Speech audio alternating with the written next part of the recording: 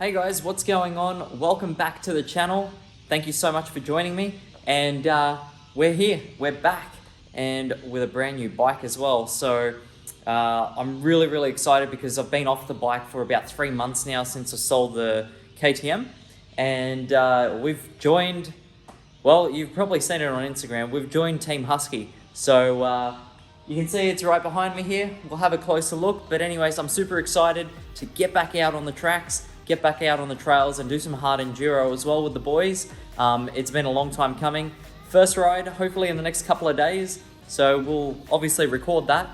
But yeah, I'm just super excited because it's gonna be mayhem. And especially with my fitness at the moment, I don't know what's gonna happen. But anyways, guys, I hope you enjoy the video.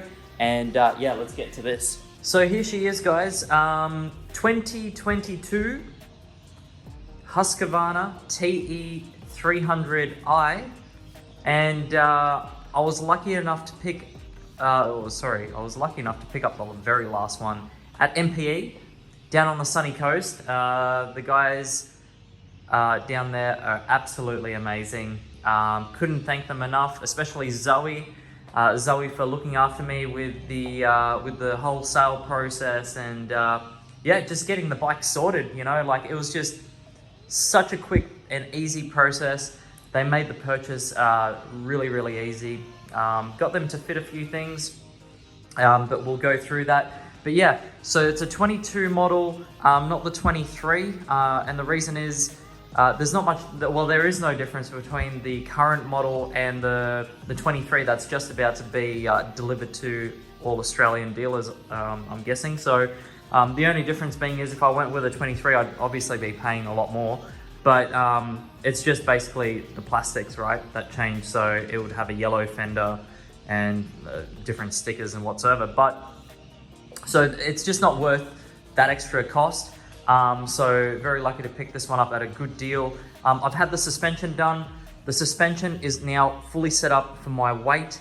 It hasn't been dropped or anything like that this time like I had on the KTM. The KTM, I had them drop it, I think it was around 30 mil. And I just found it was just too low by that time, because once it settled, it just felt like I was riding a scooter. But from factory, the Husqvarna is 20 mil lower from what Zoe tells me. So, and I can confirm that I can touch the ground. Whereas if it was the KTM, I'm guessing with the PDS system, it's just, it's a lot taller. So, so for starters, yeah, so obviously the Husky has the linkage on the very bottom there, compared to the KTM where it's actually connected to the swing arm directly, which is your PDS system. No Brembos on the Husky. It's fine. It uses the Brake Tech brakes, which I believe are owned by Brembo anyways, but they're used on the Huskies and the Gas. But you think with Husky being the more premium model of the KTM line, you know, they wouldn't put shitty brakes on there. So I'm not too concerned about that. Overall feel though, I did notice, even though, I mean, the bike hasn't really been, it's got six minutes on it or something like that, so not long. So it's very new. But obviously the front brake needs to be bed in, so the brakes and all that sort of stuff.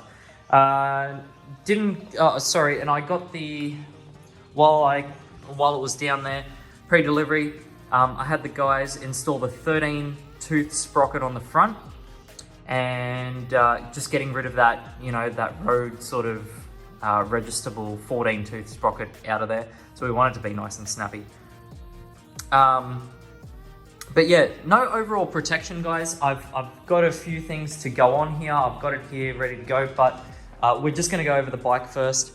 What I really like about the Husky is we've got the Michelin Enduro tires from factory on there. Same as what I had on the KTM. The only thing I need is the rear moose, but for now, we're just running the standard tube. I'll just lower that down to a reasonable pressure. We've got an FMF exhaust coming. Hopefully that should be here tomorrow. Overall, oh, and also we had the thermo fan installed as well. So that's really about it. for that. But overall, the Husky comes with a lot of standard things that a standard KTM doesn't, like the factory triple clamps, anodized in black on a KTM, and gas they are cast. These are alloy.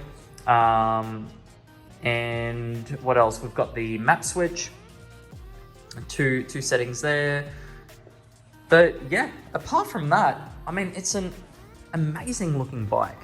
Excuse the mess everywhere else, but yeah, overall, the bike is absolutely amazing. I'm super excited to get on it, and yeah, but we've got a few parts and accessories to go on, and yeah, I'll obviously video that as we install all the gear.